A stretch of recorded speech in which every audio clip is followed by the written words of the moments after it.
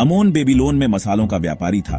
शहर सौदेबाजी की आवाजों, विदेशी मसालों की खुशबू और दूर देशों से आए सामानों के चटकीले रंगों से भरा हुआ था। इसी भागदौड़ में अमोन अपनी रोजी रोटी कमाने की कोशिश करता था। वो कड़ी मेहनत करता, सूरज निकलने से पहले ही उठ जाता। हर सुबह वह अपनी दुकान सजाता, उम्मीद करता कि आज का दिन पिछले दिन से बेहतर होगा। सुबह के वो शांत पल उसे सबसे ज्यादा पसंद थे। बाजार के शोरगुल से पहले का सुकून। बेहतरीन मसाले ढूंढने के लिए वह दूर दूर तक सफर करता। उसके सफर उसे तपते रेगिस्तानों और चहल पहल वाले व्यापारिक रास्तों से होकर ले जाते। वह मानता था कि अच्छी क्वालिटी ही उसे बाकी व्यापारियों से अलग बनाएगी। वह हमेशा मुस्कुराते हुए बेचता, अपने लेन देन में हमेशा ईमानदार रहता। लेकिन अमोन की हालत खराब थी। उसकी जेब हमेशा खाली रहती। इतनी मेहनत के बावजूद वह मुश्किल से अपने परिवार का पेट पाल पाता था। उसकी जिम्मेदारियों का बोझ हर दिन बढ़ता जाता था। उसे अपने परिवार के भविष्य की चिंता सताती रहती थी। उन्हें निराश करने का ख्याल उसे रातों को सोने नहीं देता था। वह सोचता था कि क्या उसे कभी वह कामयाबी मिलेगी जिसकी उसे इतनी जरूरत थी। एक दिन अमोन ने मास्टर जेडेकायाह को देखा। वह बुजुर्ग बाजार में आत्मविश्वास और सम्मान से भरे हुए घूम रहे थे। हर कोई उनकी बुद्धिमानी और दौलत के बारे में जानता था। जेडेकायाह अपनी बुद्धिमानी और दौलत के लिए जाने जाते थे। वह बहुत प्रभावशाली व्यक्ति थे और कई लोग उनसे सलाह लेने आते थे। अमोन ने सुना था कि कैसे जेडेकायाह ने दूसरों को कामयाब होने में मदद की थी। बदलाव की आस में अमोन उनके पास गया। उसने झुककर प्रणाम किया। उसका दिल तेजी से धड़क रहा था। वह बोलने के लिए तैयार हो रहा था, ये जानते हुए कि यही उसका एकमात्र मौका हो सकता है। गुरुजी, उसने विनती की, मुझे कामयाबी का राज बताइए। उसकी आवाज उम्मीद और बेबसी से कांप रही थी। उम्मीद थी कि जेडेकायाह उस पर दया करेंगे और अपनी बुद्धिमानी साझा करेंगे। मास्टर जेडेकायाह प्यार से मुस्कुराए। कामयाबी कोई राज नहीं, बल्कि एक रास्ता है। उन्होंने अमोन को बैठने के लिए कहा। बहुत से लोग जल्दी अमीर बनना चाहते हैं, उन्होंने समझाया, लेकिन असली दौलत निरंतरता से आती है। अमोन ध्यान से सुन रहा था। उसने इस बारे में कभी सोचा ही नहीं था। वह हमेशा बड़ी बिक्री, जल्दी पैसा कमाने के पीछे भागता रहता था। जेडेकायाह ने आगे कहा, जैसे एक किसान बीज बोता है, वैसे ही हमें अपने प्रयासों में निरंतर रहना चाहिए। यह लो, जेडेकायाह ने अमोन को एक छोटा मिट्टी का घड़ा देते हुए कहा। यह सादा, बिना सजावट वाला था, फिर भी इसमें बदलाव का वादा था। जब भी तुम कुछ कमाओ, उसका 10वां हिस्सा इसमें डाल दो। यह घड़ा तुम्हारा खामोश साथी होगा, तुम्हारे सफर का गवाह होगा। ईमानदारी से ऐसा करो और देखो क्या होता है। आज के छोटे छोटे काम तुम्हारे भविष्य की नींव रखेंगे। अमोन को शक हुआ, इतना छोटा सा काम उसकी किस्मत कैसे बदल सकता है। यह विचार बहुत आसान लग रहा था, लगभग नादानी भरा। उसने गुरुजी का धन्यवाद किया और घड़े को कसकर पकड़कर घर चला गया। उसके हाथों में यह भारी और हल्का दोनों लग रहा था। उसने अपनी कम कमाई को देखा। सिक्के बहुत कम लग रहे थे, फिर भी उसके पास बस यही थे। 10वां हिस्सा देना नामुमकिन लग रहा था।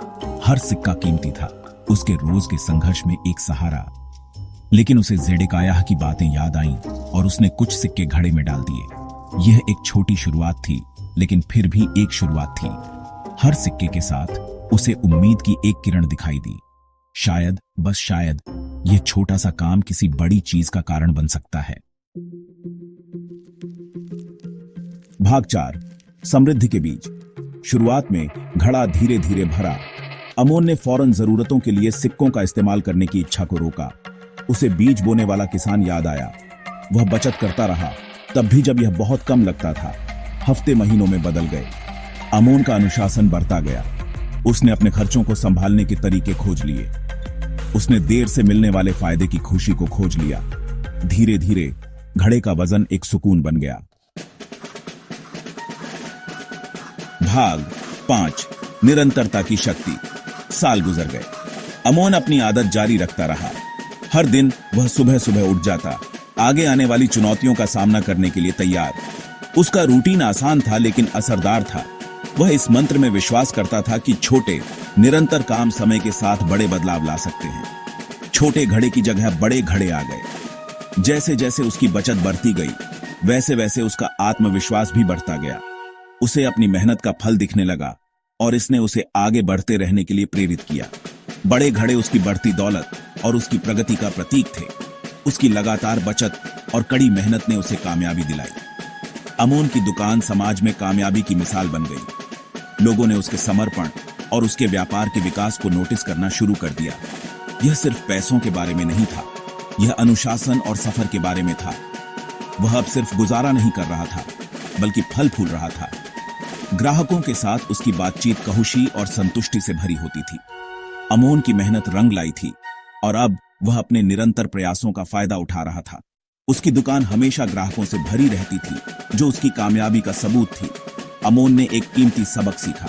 उसने महसूस किया कि उसकी कामयाबी का राज बड़े बड़े कामों या अचानक बदलावों में नहीं, बल्कि हर रोज किए गए छोटे निरंतर कामों में था। वह अक्सर अपने सफर पर विचार करता, यह समझते हुए कि हर कदम चाहे कितना भी छोटा क्यों ना हो, उसकी पूरी कामयाबी में योगदान देता था। यह कोई जादू नहीं था, बल्कि निरंतरता थी जिसने स्थायी दौलत लाई। अमोन ने अपने सिद्धांतों को दूसरों के साथ साझा करना शुरू कर दिया। उन्हें दृढ़ता और समर्पण का महत्व सिखाया। उसने दिखाया कि कड़ी मेहनत जब निरंतरता के साथ मिलती है तो असाधारण परिणाम दे सकती है। उसने अपनी कहानी साझा की, दूसरों को छोटे निरंतर कामों की शक्ति को अपनाने के लिए प्रेरित किया। अमोन का सफर कई लोगों के लिए प्रेरणा का स्रोत बन गया। वह सामुदायिक समारोहों में बोलता, अपने अनुभव साझा करता और दूसरों को अपने जीवन में भी ऐसा ही तरीका अपनाने के लिए प्रोत्साहित करता। एक बीज की तरह वह कहता, निरंतरता बहुतायत के खेत में बदल सकती है। अमोन की यह बात लोगों को समझ आती थी। उसने अपने सफर की तुलना बगीचे में बीज बोने से की, जहां हर छोटा काम एक बीज की तरह समय के साथ किसी खूबसूरत और बहुतायत वाली चीज में बदलने की क्षमता रखता है। And that's the lesson from today's story. But remember, wealth isn't built in a day. It's built with knowledge, patience, and smart choices. Now it's your turn. What's one money habit you'll start today? Drop a comment below. If you love this story, make sure to like, share, and subscribe for more epic adventures that grow your mind and your wallet. Hit the notification bell so you never miss a golden lesson. See you in the next story.